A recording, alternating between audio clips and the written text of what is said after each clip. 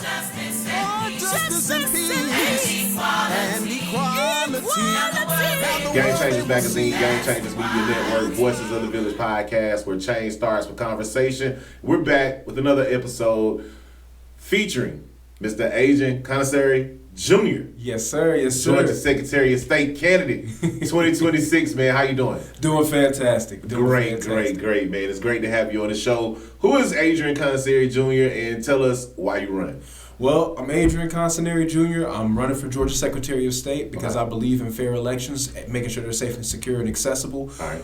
Unfortunately, I had the experience of having my voice almost be denied. Wow. So back in 2020, I was voting in absentee, sent in my absentee ballot as I was a student at Grambling State University. Okay. And they said that I had 3 days to come back to the state to prove I was who I said I was, or else they were throwing out my vote. Wow. Now, I didn't say this in the beginning, but they challenged me for the primary and the general of that year. Oh, wow. And they said that it was because my signatures didn't match. Okay. And I'm like, okay, I know it was me that signed this. Right. And I'm pretty sure that, if you're an absentee, like if you try to get an absentee ballot, it's because you're going to be absent. Correct. So, it's just that context clues. I don't know. But they did that, and so I started working in nonpartisan spaces in order to make sure that people's voices were heard all across the country, making sure that there were resources made available so that way they could have their voice be heard, but also so that way you knew how to hold their elected leaders accountable. Wow. And so I want to make sure to bring that same type of work ethic into our state government so that way people can trust our state government more than they have in the past. Man. Now, tell us, what was that experience like? I mean, you had to go through an oppressive state, advocate, young future leader today, advocate for your personal rights, when mainly most young people are saying, hey, I'm going to mom and dad asking for this, but you decided to stand up on your own 2 feet and say, I want to fight. What made you do this, and not only do it for yourself, but mobilize the generation around you? Well, and I will say this, because I am not better than anybody. Because the first person I called was my mama. I said, Mama! Mama, look at what they doing. Mama, what do I do? I ain't never did this before, Mama. Right. So I called them. I'm trying to figure it out. We worked together on making that happen. But of course, the initiative had to come from me understanding there is something wrong here. Okay. I remember growing up and going to vote with my parents. Wow. And I remember them taking me into the booth with them and them giving me their sticker, and then of course they'd get their own sticker afterwards. By the way, I've been across the country. Georgia has the best voter sticker ever. Like everybody else's voter sticker ain't the same. Louisiana's voter sticker is a crawfish saying that you voted. Ain't nothing beat the peach. I'm sorry, but that's my own thing. But I realized at that moment that if we did not do something now, we would lose the ability later. And so, of course, I didn't want to be directly involved yet in politics. I thought, I might have time before I do something. But let me actually get involved in this nonpartisan field. Let me get involved in this way, in this regard. So I started my own nonprofit called Lifeline Initiative Incorporated. It's actually named after my line name. And I'll talk about that a little later, but it's focused on community development, vocational rehabilitation, and amplifying the voice of the people. And so through that, I became partners with a lot of other nonpartisan organizations. And they have taken me everywhere. You name it, I probably worked with them.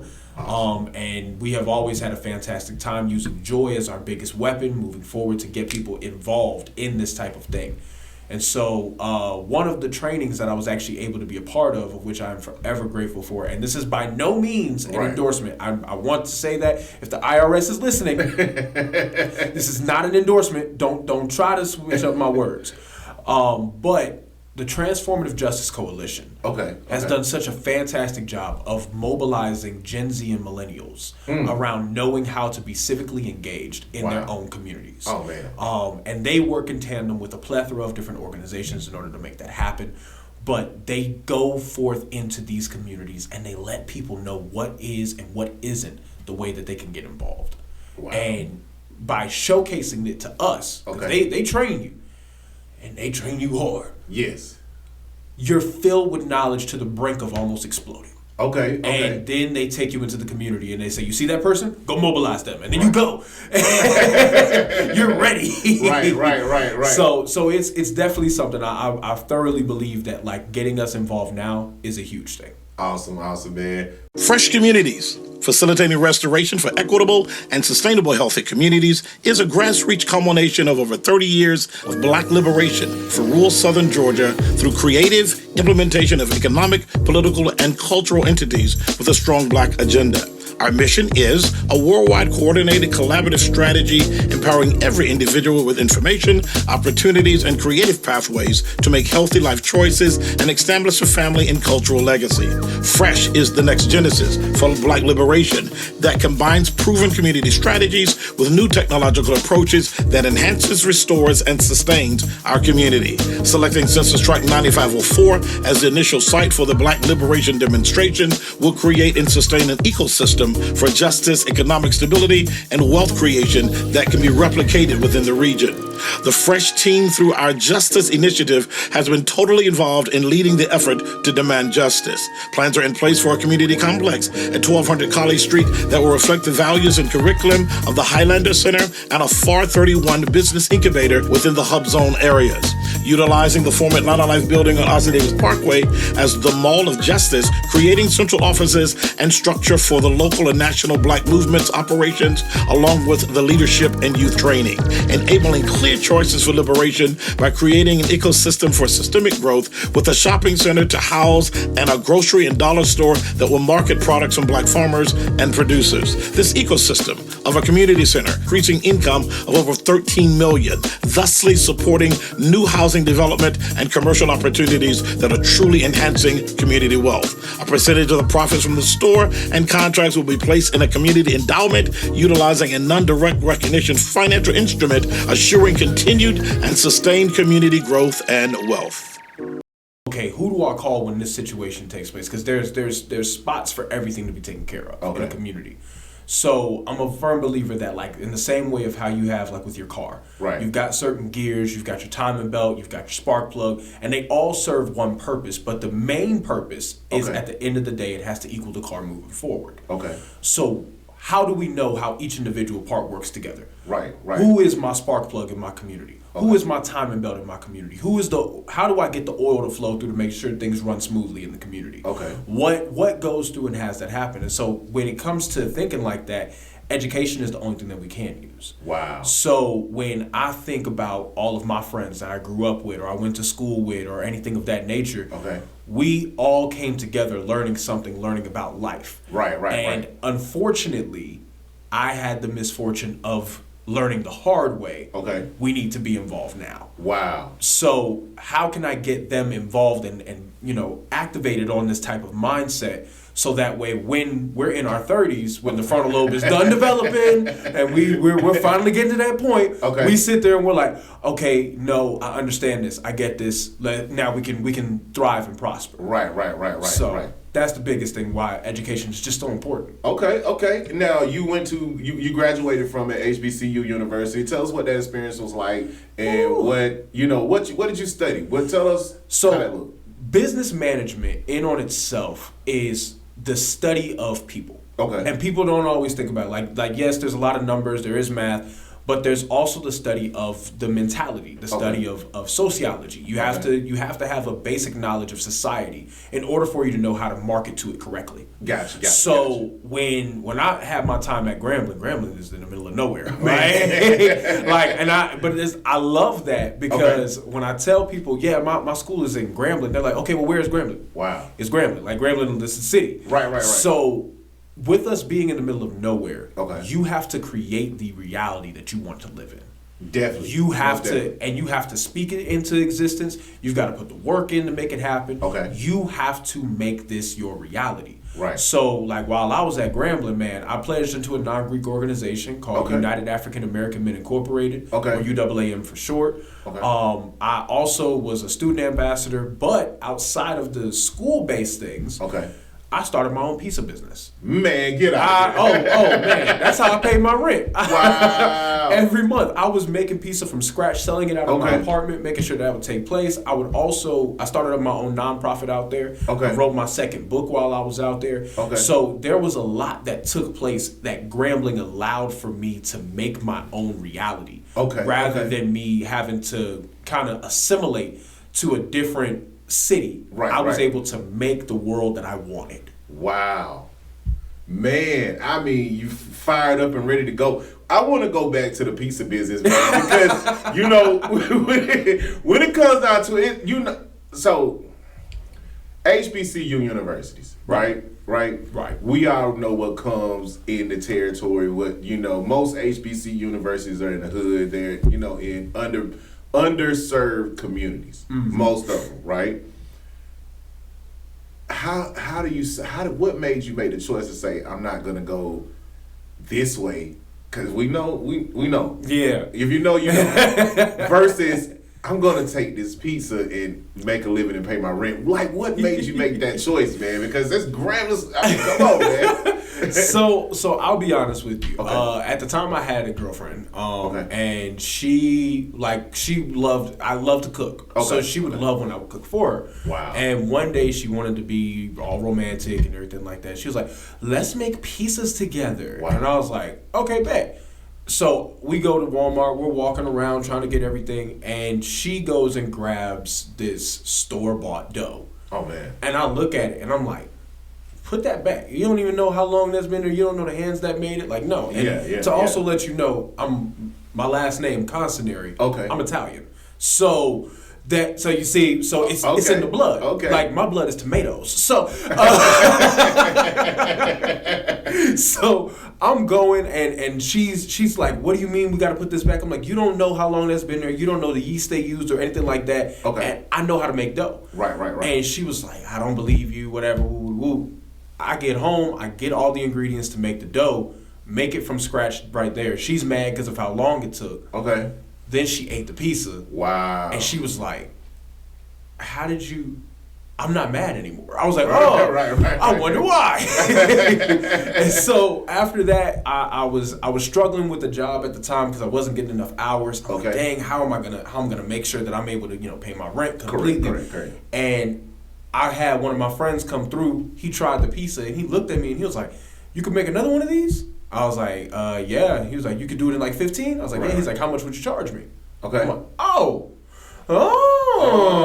man, I might be able to do something here. So I started making pizza from scratch, and then one of my best friends at the time, Muslim, he didn't right. he didn't eat pork. He didn't eat that pork, yeah. So he supports every business that I've ever done. Wow. So it's like, okay, how can I make sure he's included in this? Okay. So I tried making a pizza with turkey pepperoni. Okay. And it was the best pizza. And then I made my own sauce. Okay. Because I didn't want to have like regular marinara sauce. That's basic. Right. How can I be different? Okay. So I made my own sauce. Right. And it was ratatouille. Okay. So I put my own homemade dough, my own homemade sauce, turkey products instead of pork. I now have a completely fundamental pizza that is better from the ground up from whatever commercial pizza joint you could ever see. And I'm selling it at a great price just to pay my rent. Man, what price are you selling this pizza at, man? So, because I mean, you paying the rent, bro. Oh yeah, with the pizza. So come on, and you Italian, so we'll thank you with the mob. But I mean, come on, you sure it was pizza, man? How much was the pizza, man? So every pizza was $7. Oh wow. But you could get 2 toppings, okay. And then if you would you would get 1 topping, $7. 2 toppings, you go up to $11, and then it would just go so on and so forth. Okay. But where I would make the most of my money would be on Fridays. Okay. Fridays, I had Fun Deal Friday, where you could get 2 garlic knots, personal pan pizza, and what I call a slutty brownie. Right. For $12. Okay. Everybody would take advantage of that deal all the time. I would sell out every day. And you're on a college campus. Oh man. Come on, man. And I'm telling you, it was a thing where people were like, okay, well, do you deliver? Yeah, I had a Ford Expedition Eddie Bauer at the time. I could do it. Let's go. At 99, it was getting everywhere. Wow. So people would order, and they would order through Instagram, or they would call me, and I would just make their order, get it done, send it out to them, and then when everything would sell out, I'd be like, I put it on Instagram. All right, everything's gone, and the rest of the night, I'm making dough for the next day. Oh man. So now you also mentioned that you wrote your second book. So you're an author as well. Yes. Tell us about your walk as being an author.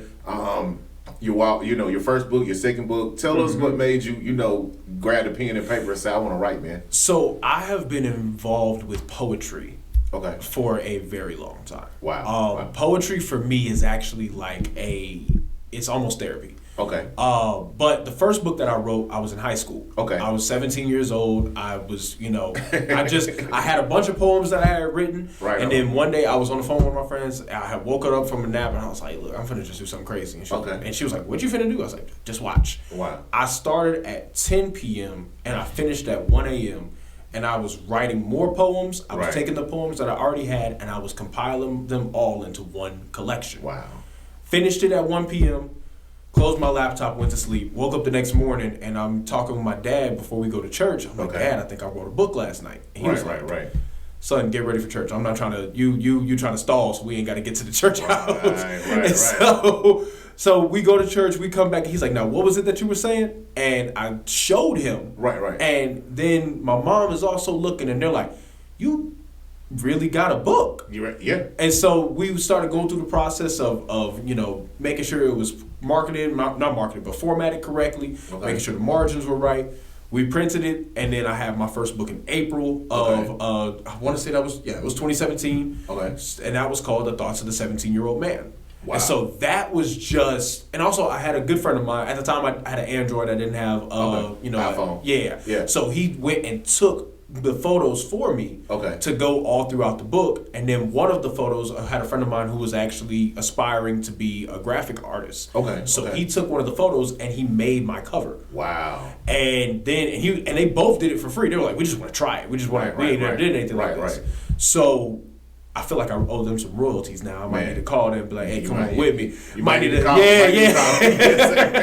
Yes, sir. So that first book came out in 2017, and that was just for fun. All right. The second book was more targeted. Okay. The second book is way more serious than the first. Okay. This one, instead of it just being a collection of thoughts, it's a streamline of thought. Wow. It goes, I'm a firm believer that in order for a man to experience growth, he must go through grief. And in order for that to be learned, you have to see that you're not alone with that. Because a lot of times men, we will sit in our grief and we will think that that is just it. And we'll grow and grow and grow, but we're a callous growth.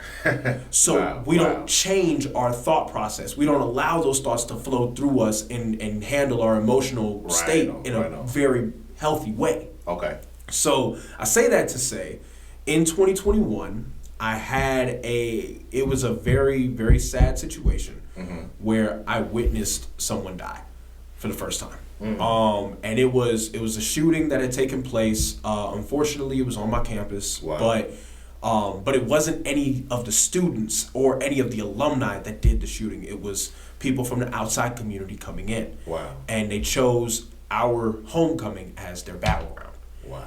And I remember distinctly, like I'm standing on my plot with my brothers and my sisters, and I hear arguments in the distance, and I'm like, nah, this can't be, not here. Right. Now, don't get me wrong, I was already in the homecoming mood, so I'm a little, I'm not even in the right mind. Right. But I heard gunshots, and so what I knew, I've heard gunshots before. Right. So I know when you hear the first shot, you don't move immediately. You need to hear the direction that it's coming from, so that way you know where to run, so you don't get hit. So we're waiting, but then we hear a barrage of shots that follow. Wow. And now we're realizing this is a gunfight rather than just a one-base shooting. Right. So I'm running, I'm taking off. I'm trying to get to safety, trying to get myself covered. Okay. And after this happens, we're like, okay, well, what's going on? I see somebody running with me with a red hoodie, and I'm thinking, okay, he's safe too. I'm not realizing that he is falling behind me because he's the one shooting back. Oh, man. So I hop over the hood of a car, I pull my feet in, I'm waiting, but I'm also paralyzed because I'm like, I don't know where to go. Like, my car is all the way on the other side of campus. Okay. How do I get there without getting hit blind fire? Wow. I look over the back of the car, and the young man that had the hoodie on is laying in the street. Mm. And then come to find out, the shots that I heard so close were because they were shooting back at him. There were 2 distinct shots that had happened. Okay. That I knew whizzed past. And I'm like, I could have been me. Yes. And I'm seeing him once full of energy, full of life. Yes. Lifeless. And that understandably bothered me. Okay. So I'm like, I don't know what to do. I don't know how to go about this. I ended up going home. Okay. Like, I didn't even stay for the rest of the semester. Like, I went home. I went to work. My parents are still trying to, comfort me throughout the time. They're trying to make sure I'm good. And I was not working in the way that I normally would. Okay. And so my mother, she's a counselor. She said, son, I can get you therapy. I can get you to a counselor. But I know how you express yourself. I need you to write out what happened. I need you to put this down on paper so that way you at least don't have to relive it in your mind. I need you to put it out. And so I wrote a poem called Moretti's Story. And because I kept telling her, like, the day wasn't even that bad. Like we had won the game, man. I was on the grill the whole day. Yeah. I'm having fun with my brothers and sisters. Everybody is having a blast. Nobody was complaining about the chicken. Like, it was a great day. Right. And then that happened. Okay. And I struggled so much with getting to the mindset of, what do I do now? Okay. So she had me write it out, and I called it Moretti's Story because, like, my school, we had this weird thing where, like, you would, at homecoming, you wouldn't introduce yourself as your name. Okay. You would introduce yourself as a different name from a different school. Right. So that way, if you talk to an alumni, they'd be like, oh, well, let me tell you about good old Grambling. So I was Antonio Victor Moretti from Langston University. Okay. Therefore, I said it wasn't me that witnessed the shooting. Okay. It was Antonio Moretti. Okay. Right. So it's called Moretti's Story. Okay. And I wrote that poem, and then I wrote another one, and another one, and another one. Wow. And then I realized I had another book. Okay. And I was like, okay, I can either keep this for myself, or I can actually put this out and give it to where people can look and they can think, okay, this is what I can do. So I can deal with what's inside of me. Right. So the book follows the stream of thought of, like, how, guys will think about trivial thoughts, like, oh, we think of girls, we think of this, oh man, I'm broke, what do I do? Like, we think about that, then it goes to the grief. Okay. And then it focuses on the inside. What do you need to change? What do you need to do moving forward? Right. And how can you become a better man by addressing the things on the inside? Okay. So there's a lot that takes place in there, and I pay homage to a lot of those who have helped me out over the years. Okay. But that book, I'm not choosing between my kids. Right. But if I said any of the books served a purpose in moving something forward or getting someone to think differently, it's that one. That one's called The Legal Thoughts, the Thoughts of the 21-Year-Old Man. Okay. Wow. Powerful, man. You accomplished so much before, 21 years old, 2 books, entrepreneur. Obviously, your parents are entrepreneurs and provided a phenomenal structure for your growth. They created a future leader of today. Awesome, man. What we're gonna do? We're gonna go to a commercial break because we're gonna talk more about your story. I like the direction that we're going. We gotta make sure that our sponsors are recognized. You guys stay tuned. We got Adrian Consonery Jr. the Italian guy, the black Italian guy, candidate for Georgia Secretary of State. You guys stay tuned. Game Changers Magazine, Game Changers Media Network, Voices of the Village podcast, where change starts with conversation. Ease up. Is your baby mama tripping and won't let you see your kid? Don't know how to get your parental rights and want to be in your child's life? The Legit Lawyer is your #1 choice for legitimation, custody, and visitation to help start your journey of having a healthy relationship with your kids. We offer affordable rates and walk with you every step of the way so you can smile again and enjoy quality time with your kids. Our 30-minute free consultation gives you a scope of the tools needed to help you win the battle. At Legit Lawyer, we believe every father deserves the right to be in their child's life and to have a healthy relationship with the ones you love.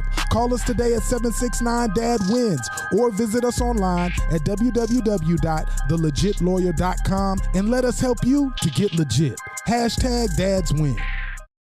At A New Well, we believe every day should be lived with dignity, comfort, and care. Located in the heart of Stockbridge, Georgia, our adult day center offers a safe, welcoming environment where compassion meets quality service. Whether your loved one needs daily support, engaging activities, or just the warmth of a friendly smile, we're here. At A New Well, we provide high-quality care, either in our beautiful facility at 931 Rock Quarry Road or from the comfort of their own home. Our dedicated team ensures every individual lives life to the fullest. And with Medicare Advantage and other insurance options accepted, peace of mind comes standard. So when you're ready to give your loved one the care they deserve, call A New Well today at 1-800-341-0120. That's 1-800-341-0120. Or visit anewwellinc.com, where care, comfort, and compassion flow together. All right. Game Changers Magazine, Game Changers Media Network, Voices of the Village podcast, and we're back.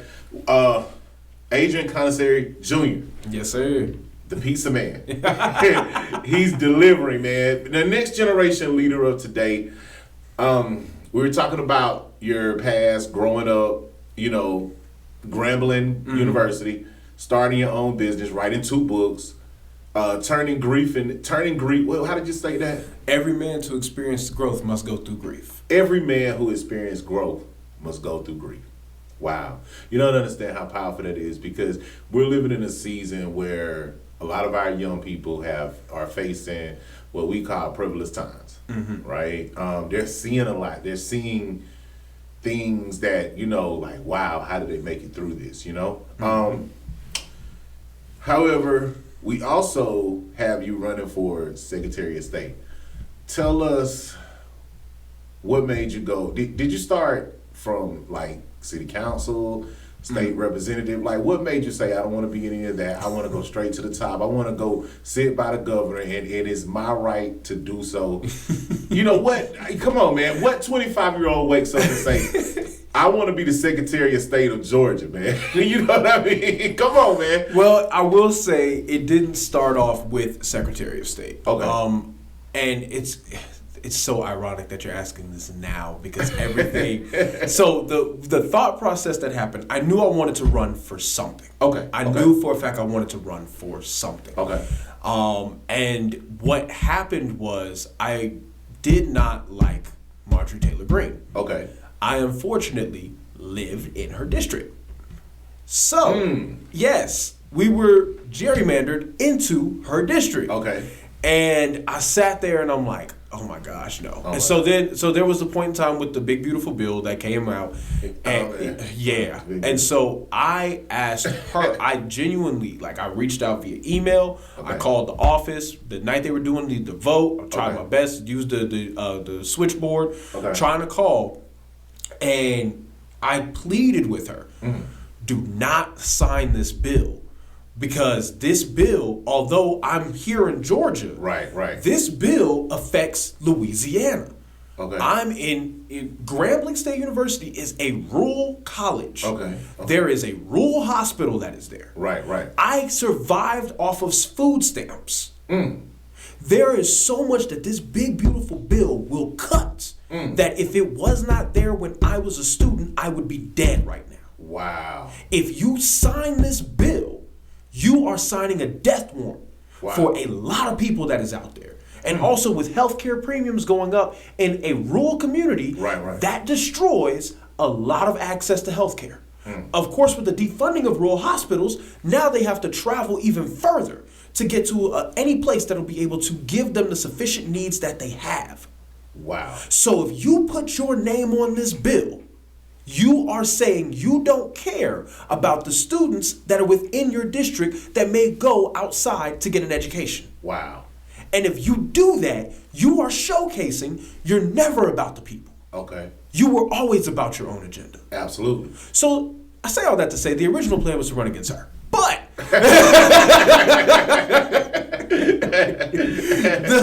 the beautiful thing is, I did not want to run against her and it be for pride. Yes. Because the only thing about that would be getting her out of the position. That was the only thing I wanted. I just wanted her out of the position. I just wanted her gone. But why would I run a race when there's somebody that's running a race that I believe in? Wow. Yeah. Sean Harris. Okay. Who is a former Brigadier General Sean Harris. Let me put some respect on his name. Okay. He is running for District 14, U.S. Congressional District 14. Wow. He had already ran against her before. Unfortunately, he lost last time. Okay. But he's running again. Okay. And it's a well-oiled machine of a campaign that he's running. Okay. And so he is pushing. I'm like, man, I want to support him. Okay. I believe in him. So if I believe in a candidate, why would I try to divide that vote? Correct. Why would I go and run against somebody who I know can win, especially if I support them? Correct. But I know I got to be involved. So let me look around. Okay, well, maybe if I run a campaign that could be adjacent to his, I could push that in the same manner. Right. So, again, at the time, still didn't know what the position was going to be. Okay. So I'm like, all right, well, let me figure out what else I could do. So at the time, I also think, okay, well, maybe I could do city council. I live in unincorporated Cobb. I totally understand. Yeah, so I'm like, okay, well, I can't even do that. All right, so that immediately rules out city council, that rules out school board, that rules out mayor. And then at the same time, person that was running for mayor of Marietta, Sam Foster. Okay. I believe in him. Okay. So it's like, why would I run against somebody I believe in? Okay, so maybe whatever I do choose to run for can also push him. Okay. Because I want him to win. So I now have these two people that I'm like, all right, well, I really want them to win. I really want them to get into this office, but I still feel this power and urge to run for something. I still feel that God's calling me to do something. Yeah. I've had all this life experience that I've gotten in a very short amount of time.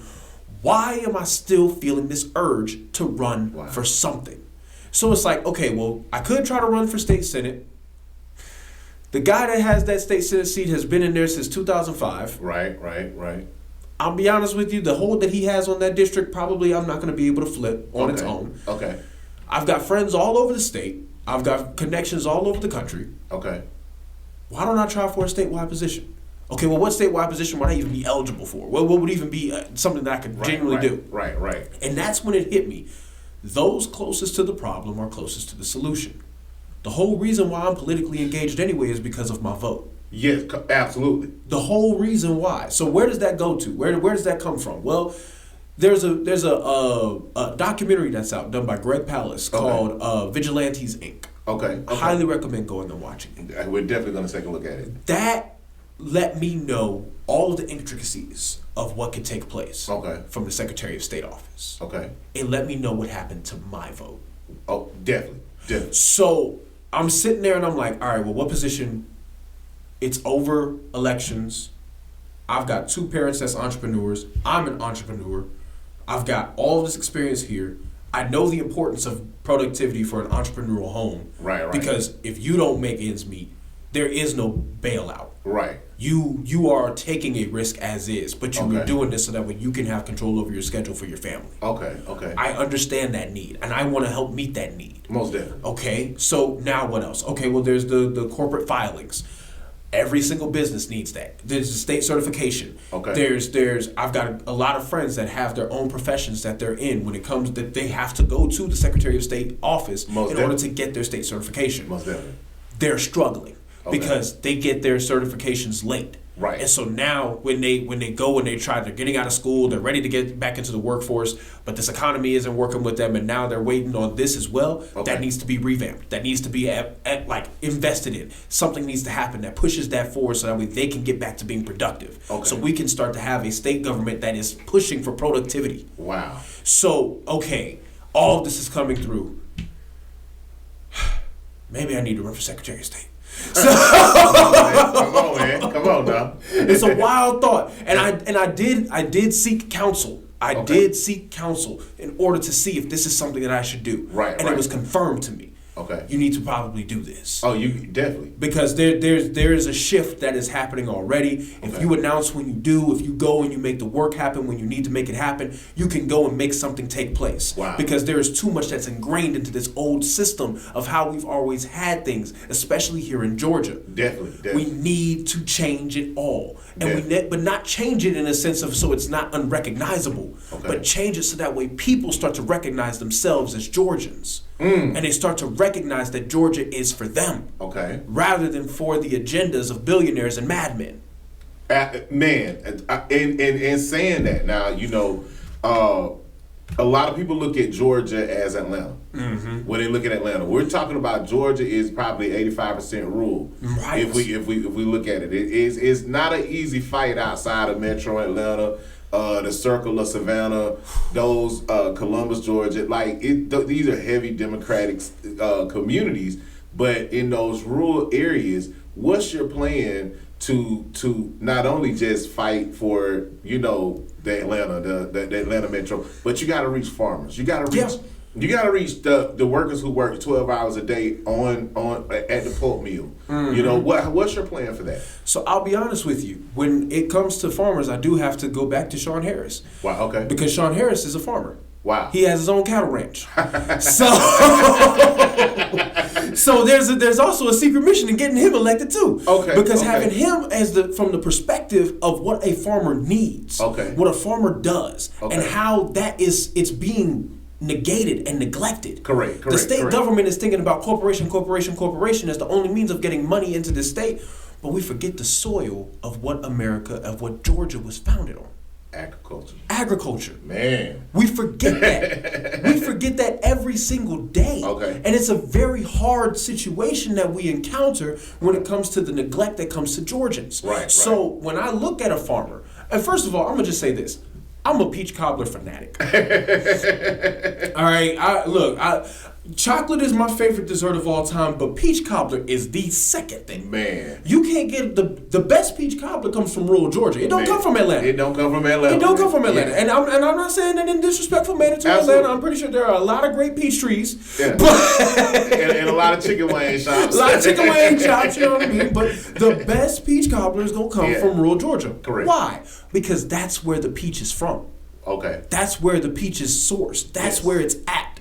So if you want to invest in the best of the best, you need to invest in the rural communities. Correct. You need to invest in farmers. Correct. There needs to be better access to grants so that way they can get the farm tools that they need so that way their farms can actually be successful. Correct. We need to work on that because I can tell you who's not going to work on that. Who's that? Trump. Because he's going to continue to push that all of our farmers don't need that. They're going to continue with the tariffs, and they're going to continue pushing all these different things. And by now, we're probably going to have embargoes on the things that our farmers can start to push out in order to gain more capital. Okay. And it's this horrible, horrible thing that's taking place from the federal government. So the state government has to step in and take care of their own. Wow. Man, where you get all this wisdom from, man? What's going on? So I will say this: I give it all credit to my Lord and Savior. Okay. Because I know for a fact that I don't talk like everybody my age, but that does not set me apart from them. Absolutely. I feel the same fire that they feel, but I know that the way that I speak does not come from me; it comes from God. Now, let me ask you this: you guys are the next generation leaders. You guys are mobilizing different. In 2020, we had. When we were trying to turn Georgia blue, we were trying to turn different demographics blue. Mm-hmm. It was like turning blue, but we needed leaders that looked like us. We said we need leaders that look like us. Your plan, your generation plan is a little bit different. Mm-hmm. It's not just about what color you are, what gender you are, it's about a goal and a purpose for common people, groups of people. Tell us what made you guys go in that direction versus the old way of we shall overcome. Right. You know, and not to negate we shall overcome because it definitely takes steps. But what make you say we want to work with everyone that agrees in the purpose, like together? What made you guys go in that direction? Man? Well, I'll be honest with you, and speech from Arrested Development says it best. Okay. I am everyday people. I am not some, like, we're not going to get another Martin Luther King. Okay. We're not going to get another person to move in the same manner that they did because that worked absolutely wonderful for that time. Okay. But the thing that everybody forgets, Martin Luther King was the most hated man in America when he was alive. Wow. He was the most hated. And so when he unfortunately was assassinated, right, people started to see, oh no, he was the only person pushing nonviolence. What will hold back their anger now? What will mitigate them? What will fetter them back to this thought process of being nonviolent? Because the only person that was speaking on it, who we hated, we just killed. So somebody's going to sit here and think, oh, well, now they're just going to riot. Well, we need to make him a martyr. We need to make him something bigger. We need to make him something brighter. He was the peace-loving man who studied Mahatma Gandhi. He did all of these things. He believed in nonviolence, and you should too. As if it was a scapegoat out of what the reality of the situation was. Correct. To protect themselves. Correct. Martin Luther King is still hated by a lot of people. Wow. Because they do not believe in everything of what he said. They only believe in the I have a dream. So I say that to say that I love the movement of what the civil rights movement was able to do. Okay. But the civil rights movement existed to make my run possible. Wow. And if people don't realize that what I am doing is not me stepping out against the grain of what is taking place, but rather standing on the shoulders of giants that fought for me to be here, then we're missing out on the whole picture. On the whole picture. So when we look at the way to reach the everyday person, you have to come to them as an everyday person. Wow. I just have a certain different life experience. Because God said, all right, I'm finna throw you through the washer real quick. We're going to go through again. and we going to see what come out. Okay. But I believe that the way that we get mobilization to happen, especially with my generation, is coming to them as a person. We see like entertainers all day, every day, because the algorithms don't allow us to not see them. Definitely, like, definitely gonna see that. We see so many politicians who want to be celebrities. Like we see so many politicians that want to hold themselves to the standard of stardom rather than the standard of service. And that is something that has to change. Because when we don't have these instances take place where people come in and they genuinely want to serve, but because they don't want to be in front of the camera doing the service work that they're doing, now they're no longer highlighted with the work that can be done. They're not supported. They're not invested in. I'll be honest. I'll be here. I'm the first one to say it. If you believe in investing in defending democracy, then you need to invest in a candidate like me. Hey, I'm with you. You got to believe in yourself. So that, because the Secretary of State office is the last line of defense of democracy for the state of Georgia. Definitely is. It's definitely that. And in the Secretary of State, it was a lot of speculations around the election cycle. I believe when Stacey Abrams was running against current Governor Brian Kemp, a lot. It was. People believe it was voter fraud. People believe, and I've seen some elections where certain things have happened. I won't be specific about it because I want to definitely make sure I stay nonpartisan. Want to make sure that we're not carrying out any agenda. They love to say, "Hey, man, he's a part of this big agenda or whatever." But we just want service for the people, and when it comes to this, we just want transparency for the people. When I say that, and we saw where in Georgia where votes was leaning one way, and then we wake up in the next morning and it's like, what happened? Right. You know, what happened? I mean, tell us how we can improve that system. Tell us how we can kind of walk in a direction where Georgians are getting a fair vote. Because, I mean, this thing is not making sense the way we're looking at it right now. So what I vow to do, full-fledged, in my first 100 days is a full, thorough investigation and audit of what we can do into what has happened with elections in the past. Because if I'm a firm believer in transparency anyway. I think that too much speculation, secrecy, and like when it comes to this mystery of politics, like why is there a mystery there? Politics is supposed to be for the people, so therefore the people should know. Most definitely. So why are we pushing this agenda of, oh, well, you shouldn't see, the veil is there, just continue to live in harmony and peace while there's so much mess behind this curtain. We need to lift that veil. If something is going on where people are, where the truth is not being said, where wrongdoing is happening, we have laws in place to deal with that, and we have elections to replace them. Absolutely. So we need to figure that out. We need to move that forward. We need to push that agenda. I do believe that solutions do exist when it comes to our elections. I'm a firm believer that the reason why we have such strong blue states like California like the current mayoral elect, how he was able to get through with grassroots things is their election processes were allowed to go through fairly. It didn't matter who was the candidate. So I believe that there might need to be some imitation that happens when it comes to some of our elections. We did have a very state-of-the-art election process that took place for the state of Georgia, and it has been there for some time. However, does state-of-the-art also make you a target? Do we genuinely trust what has gone on? And I will say this: I trusted our election processes. I genuinely did, and I wanted to feel as if there was some instances where we might have had some things that possibly happened, but I was thinking more so from the absentee perspective.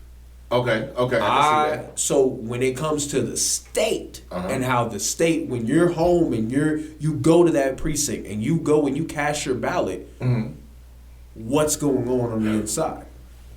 Can we get that going? Or do we need to just go to our backup system and then also move forward with making sure that with the backup system, everything that happens after is still state of the art? So there's a lot of ways that we can really tackle this. And I look forward to within my first 100 days of pushing that agenda. Now, what is your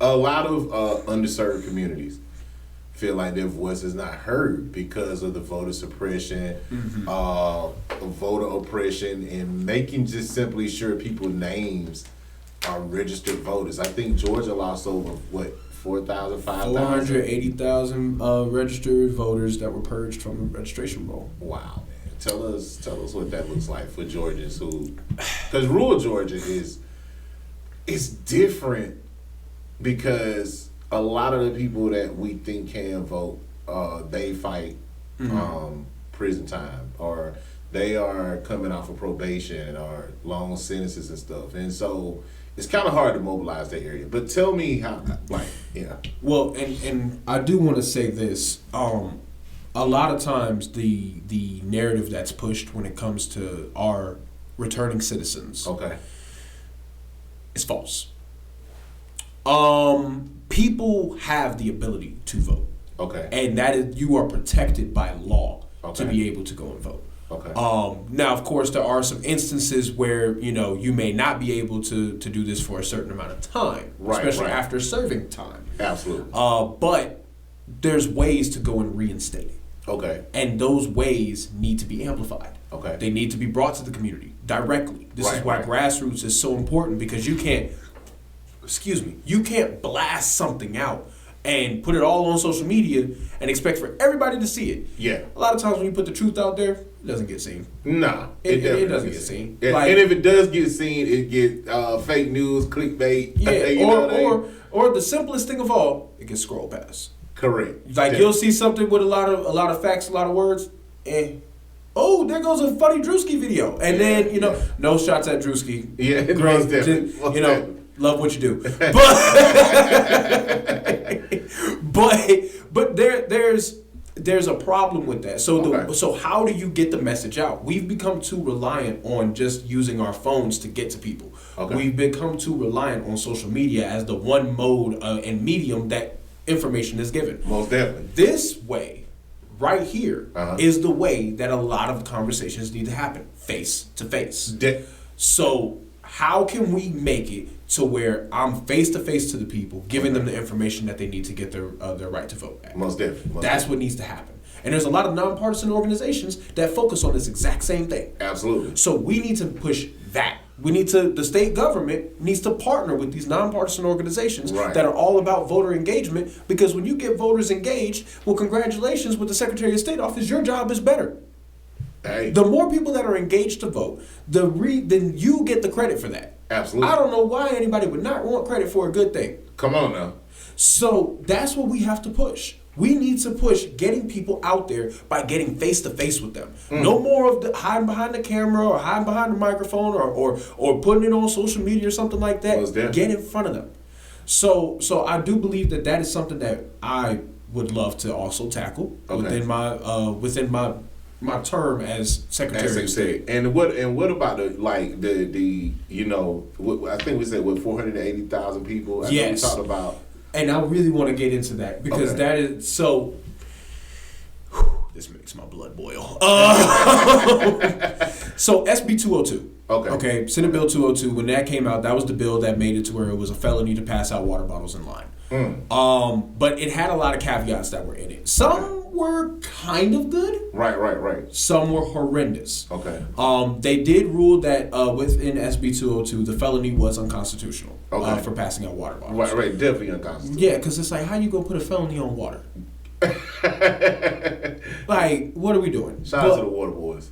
Shout out to the water boys. Yeah. I love y'all. I love young entrepreneurs. Absolutely. But there was another caveat that was in there. Okay. And it was talking about the drop boxes for ballots. The ballot drop boxes. They said that you can only have a drop box in an area of 100,000 registered voters. Wow.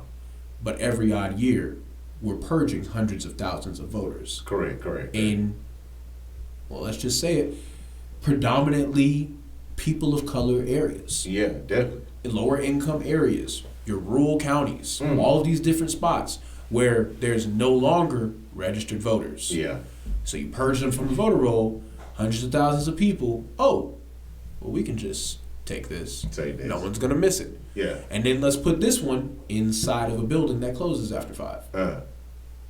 The drop box is there to make it accessible for people to go and cast their ballot. Correct. Because unfortunately, as a country, we don't celebrate voting. No, we don't. We don't celebrate the day, the privilege, the ability to have a democratic process of choosing our leaders. Instead, we put it on a Tuesday in the middle of a commerce week. And make it to where you if you're not in line by 7, you can't vote. Yeah. We don't have it as a holiday. We don't have it as something that we can celebrate. We don't have joy with our voting. We're scared at the polls. Wow. We're terrified to even go and vote. So why is that? Why do we not give the joy and the love nature that should be within participating in our democratic process of choosing leaders? If you run a great campaign, you should be happy on election day. Absolutely. Because you gave it your absolute best. Yes. And if your party is doing what they should be doing for the people, you should feel very confident in having a grill set up at the election line. Definitely. So why are we making it felonies? Why are we making it so hard for people to access these polls and access their ballots and let their voice be heard? Man, hold that thought, man. We're going to come back. We got to go to another commercial break. Adrian Consonery Jr., entrepreneur, the pizza man. He's gonna deliver, you guys. I'm telling you, he is going to deliver. If you hear this young leader right here, son, I mean, he is a true lion, fighting for the people and fighting for, rights of the people. You guys stay tuned. We got to go to a commercial break. Game Changers Magazine, Game Changers Media Network, Voices of the Village podcast, where change starts with conversation. Stay tuned. Ease up. The Youth Life Center of the Arts is a trailblazing organization dedicated to adolescent care, specifically tailored for youth who are too advanced for daycare but not ready to be left home alone during out-of-school times. We provide performing arts-based programs, innovative learning, and life skills development to help prepare adolescents for the real world. With over 10 years of experience, owner and founder Ms. Clarissa Winston and her team creates a safe environment that empowers youth to find their voice and discover their gifts. Get your child involved today. Follow us on social media at the Youth Life Center to stay connected and get up-to-date info on resources we provide. Call us today at 770-272-5086 or email us at info@theyouthLifeCenter.org to get your child registered for our after-school program. For more information, visit youthlifecenter.org. There are no mistakes or regrets in this life, only the opportunity to learn and evolve. Leave your imprint on this earth. In that process, it's a responsibility and calling to aid others where possible. When you've been blessed, you should look to be a blessing.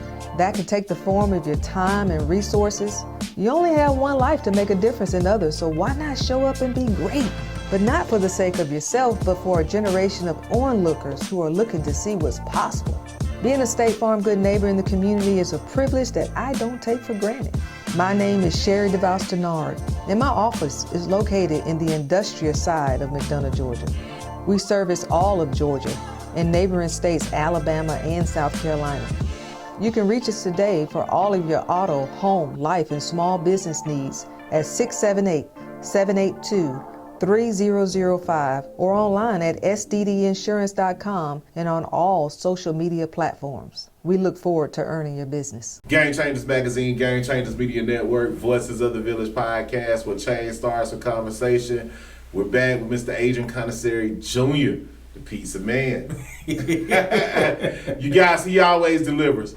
Shout out to Vistar Credit Union, Vistar Amphitheater, Janine Armstrong coming out with her book. Yeah. Also an alumni of Grambling State University. Shout out Grand Fam. I got to give her that shout out, man. She has a new book coming out, promoted on our Game Changers Media Network. Shout out to City of McDonough, Mayor Sandra Vincent, and all the great things she's doing, the mayor for all McDonough. Shout out to our new mayor-elect, Jaden Williams, City of Stockbridge. Yes, shout out Jaden. Shout out, man. No, honestly, shout out Jaden, man. He is. Oh my gosh, that is an inspiration walking. Man, he is. I'm telling you, you just get fired up with every conversation. Come on now, that's my alumni brother, man. We gonna definitely make that thing happen, man. Also, congratulations to Mayor-elect Cam Varner for winning her election for the City of McDonough. We want to give her a huge shout out on her victory for the City of McDonough, and those who are changing the game, in politics. The rise of young leadership, the rise of the young people, it's evident that it was evident to happen. Tell us, Adrian, you're mobilizing the community. Mm-hmm. All right, we talked about during the break how a lot of times 501c3s and nonprofit organizations, they're not able to endorse candidates or get behind candidates, and it's like everybody seems to be like, okay, we can't say anything or anything. But now there are new things that are coming, and churches are now allowed to step up and endorse candidates and do things of that nature. Tell us how that mobilizes the vote in the community and what's going on, and what does it look like? Well, I'll be honest with you. That is going back to our roots as a black community. Okay. Because going back to, we even talked about it earlier, but with Martin Luther King Jr. Right. Dr. Martin Luther King Jr. Let me put respect on his name. He was a preacher.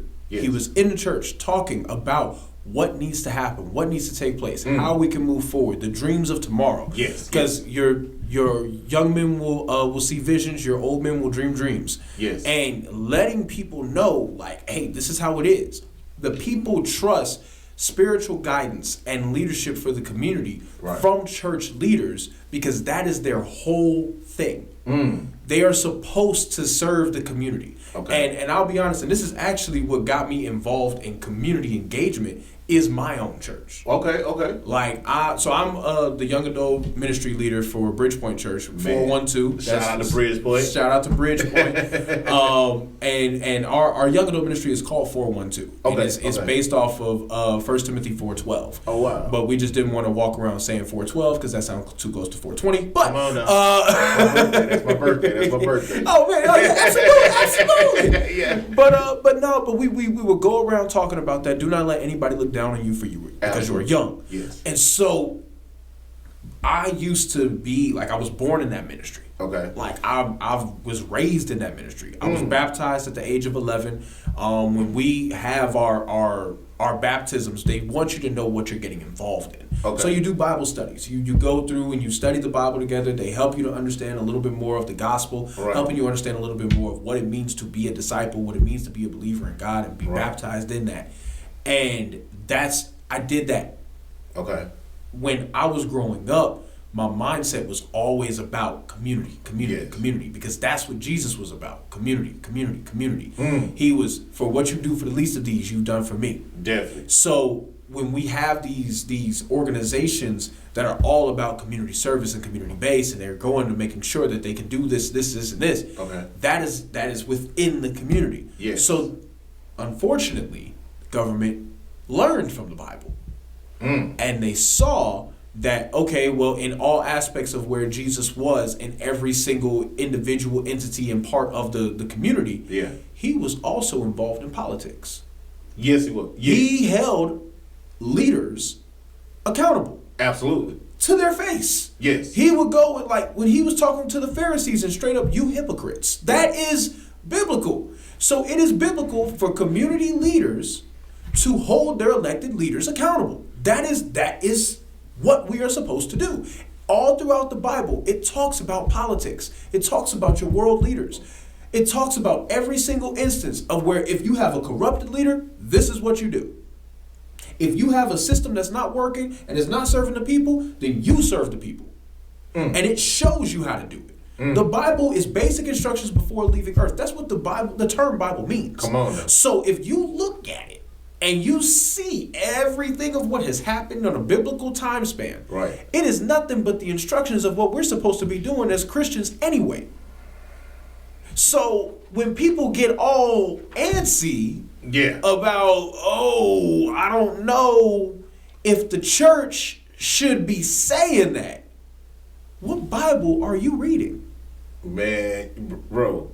And what Jesus are you serving if you're not holding your elected officials accountable and you're up here just singing Kumbaya, you know, my Lord.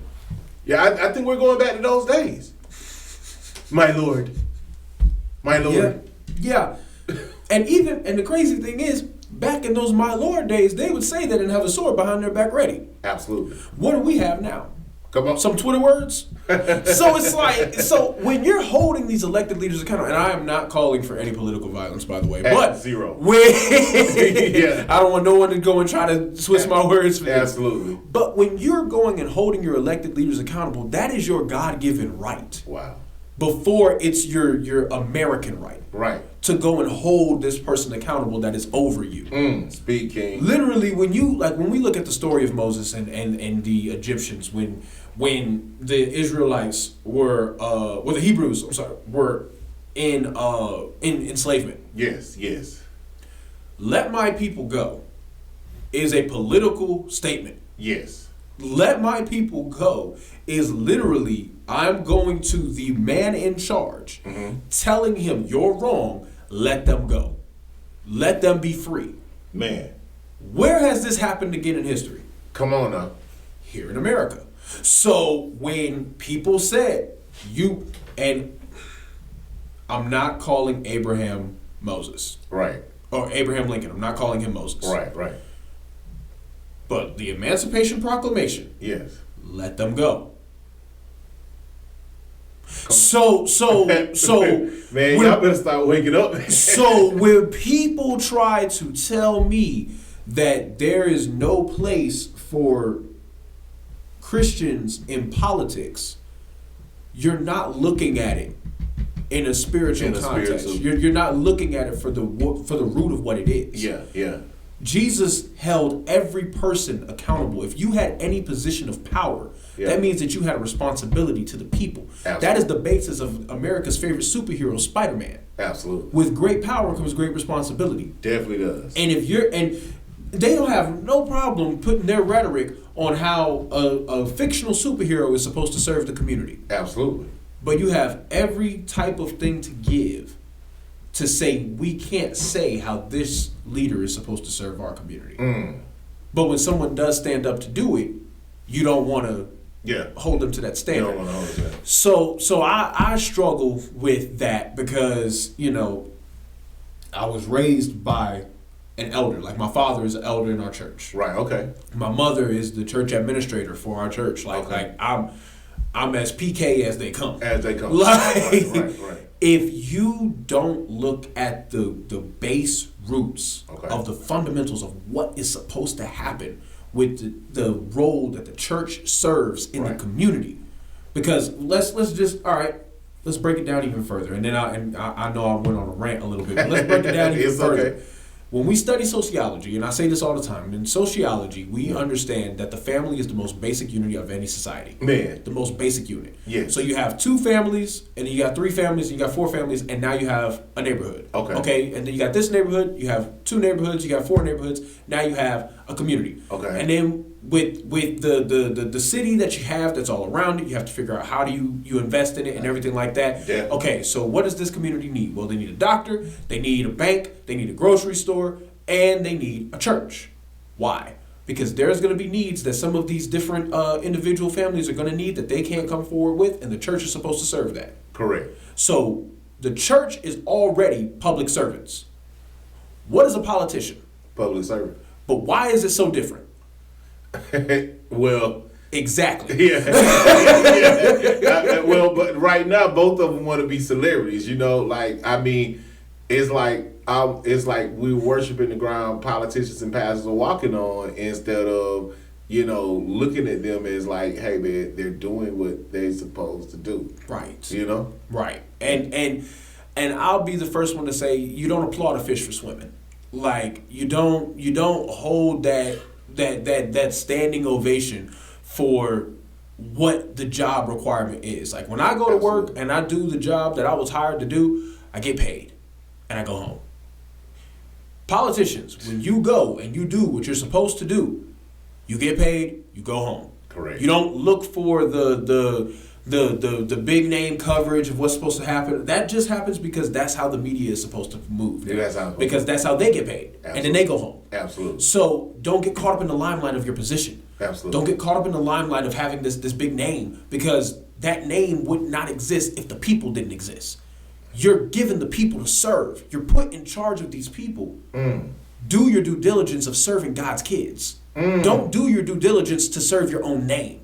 And too many people get involved in politics to do just that. Man, you breaking cycles, building bridges today. That's actually what we say at my church. That's Come crazy. on, man. You breaking cycles, building bridges today, man. And when I look at this next generation I am confident that our generation, the sandwich generation, is in good hands. Oh, we're in good hands. I feel so phenomenal with this generation. I'm just looking at the young leaders, and it take each one teach one, each one reach one. Tell us, how can we find out more about you online? Where can we find more about you? How can people support your campaign? Yes, because we need leaders like you in position, man. It's an honor to get to know you and just see, the wisdom and the knowledge that you're pouring out. And I know you're ready to lead, man, and I feel confident with leadership in office like yourself. Tell us where we can find more out about you, man. Well, first and foremost, thank you. I really appreciate that. Thank you. You guys can find me on social media at aj4ga.org, or that's the website. So you can find the website at aj4ga.org. Right. You can find me on Instagram, aj4ga_. Adrian Consonery Jr. for Georgia Secretary of State. It's a long, long thing. I promise you, once you get to Con, it's going to come up, Adrian Consonery. And so that once you type that in, you can follow the Facebook page as well. Right. But in supporting my campaign, I do have a few things that's coming up. Okay. So if you are within the Georgia area, the Georgia state, and you want to make a travel, because I'm going to travel to you, right, you can definitely go and visit us this Saturday, November 29th. Okay. We're actually having a benefit concert at Bridgepoint Church, Okay. 285 Victory Drive. Okay. It rhymes, so you can't forget it. Yes, sir. Yes, sir. But we'll be doing a benefit concert there. Okay. My birthday, and I will no longer be 25. All I'll right. be 26. Okay. We are having a birthday fundraiser at Inman Park Coffee in downtown Atlanta. Gotcha. That will be December 11th. Okay. The tickets are $26. Okay. So 26 for 26, 26 which 26. is another thing that I'm having. Okay. If you would like to donate, you can donate on a recurring basis. $26 for the 2026 race. Right, right. So definitely you can invest in that and invest in defending democracy. Okay. Because as I tell everybody, the Secretary of State position is the last line of defense for democracy here in the state of Georgia. Okay. And of course, we have our New Year's Gala that will be taking place on December 31st. Oh, man. More information about that will be coming out later, but follow all of those pages and you will definitely hear more about that soon. Most definitely, man. And your message for Georgia's future. What is your message for Georgia's future? What is that? You gave us a lot, but I want to hear the official campaign statement. Yes. I want to know, what is your message for Georgia's future? Well, my message for Georgia's future is that one of Georgia's sons is here to serve her. I am here to serve Georgians. I'm here to protect Georgians. I'm Okay. here to make sure that Georgians are heard, amplified, and valued. Okay. And I am about to divulge a little bit. I'm not going to take too much time, but it's all good. Take your time. Take your time. last year I became an uncle. In fact, the day before my birthday, my Okay. sister had my niece. Okay. And I remember the first time I held her, and I looked at her, and I was like, I completely understand what protection means. Wow. Because I will put my foot in anybody's chest about you. Hey, man. That's real. But the thing is, she was born into a world that does not love her. She has family that loves her, Okay. that knows that she is innocent, blameless, full of joy, light, and deserves everything. Okay. But a month prior, they showed that they don't want a woman to be a leader. Wow. And she was born in a world with less rights than me. Wow. I don't want her to inherit that. Okay. So I'm going to work to create a future that she can inherit that will allow for her to thrive. And in the same manner, I'm working for Georgians' families. Okay. All of your kids, your Yes. grandkids, your great-grandkids, every future that we haven't even possibly thought of, I'm working to protect it.